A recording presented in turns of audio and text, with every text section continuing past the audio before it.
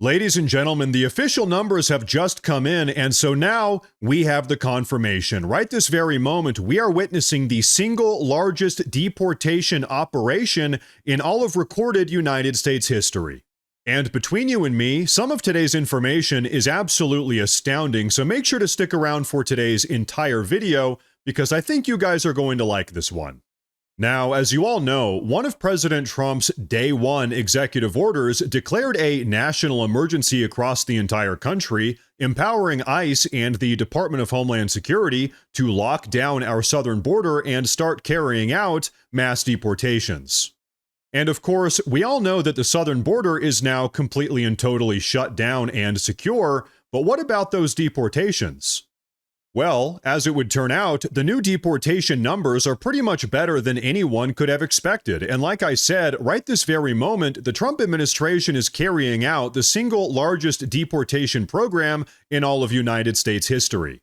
And by the way, when I say that, that's including the Mexican repatriation program of the early 1930s, as well as 1954's Operation Wetback. Really, what's happening right now is absolutely unprecedented. But now, as you might have heard, a couple of weeks ago, Congress passed President Trump's Big Beautiful Bill, which granted funding for the hiring of another 10,000 ICE officers, as well as another 80,000 detention beds across the country. And so, because of this extra funding from the Big Beautiful Bill, not only are forced deportations starting to go through the roof, but also we're beginning to witness something that I think all of you are going to like. You see, during the 1930s and the 1950s, during some of our previous deportation programs, what we saw was that for every one illegal alien that was forcibly deported, 10 illegal aliens actually self-deported. And so, folks, that is exactly what we are seeing right now. Take a look. Well, one of the things we're doing, Jason, no one's talking about, is that, there's been several studies done so far this year that over 1.5 million illegal aliens have left this country. And why have they left this country? Because of President Trump and his policies. Like I said a few minutes ago, we're showing the world there's consequences. Every day the world sees over 1,000 ICE teams on the street, enforcing the law, applying consequences. It's a crime to enter this country illegally. And when you get order removed by a federal judge, we're looking for you. And if you're in the country illegally, maybe you haven't been order removed, but you're in the country illegally, we're looking for you too. So this message we send to the whole world is a big part of the reason we have the most secure border in the world, in the history of this nation, and people don't want to make that journey, make the risk. And also, it's forcing illegal aliens to make a choice.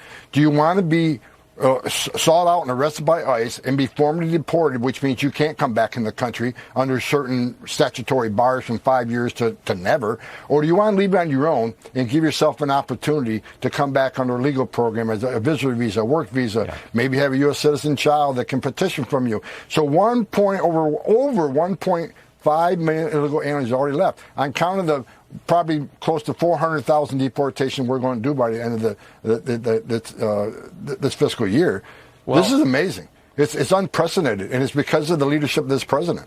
And so, ladies and gentlemen, that is absolutely right. At the current rate, as Tom Homan just said, according to the official ICE numbers, the Trump administration is on track to carry out around 350,000 forced deportations by the end of the year, thanks to the extra ICE funding coming from the Big Beautiful Bill.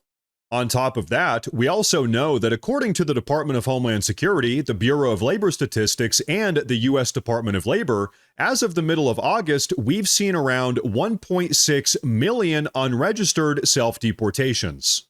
So with all of these numbers in mind, what this means is that if deportations, both compelled and voluntary, continue at the rate that they've been going so far, we can expect to see well over 2.2 million deportations in total by the end of the year.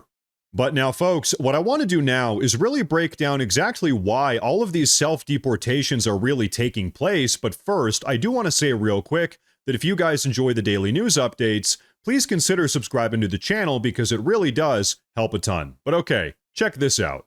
As it would turn out, if you start cutting illegal aliens off of all of the taxpayer-funded entitlements like Medicaid and Social Security, and also if you start carrying out workplace raids all across the nation, illegal aliens just sort of see themselves out of the country. And so regarding ICE's crackdown on all of these illegal aliens, they've been sending a pretty strong message as of late. Take a look. ICE is sending a message to the whole world that there are consequences for entering the country illegally. There are consequences for being here illegally. And there are consequences, especially for being here illegally and committing crimes.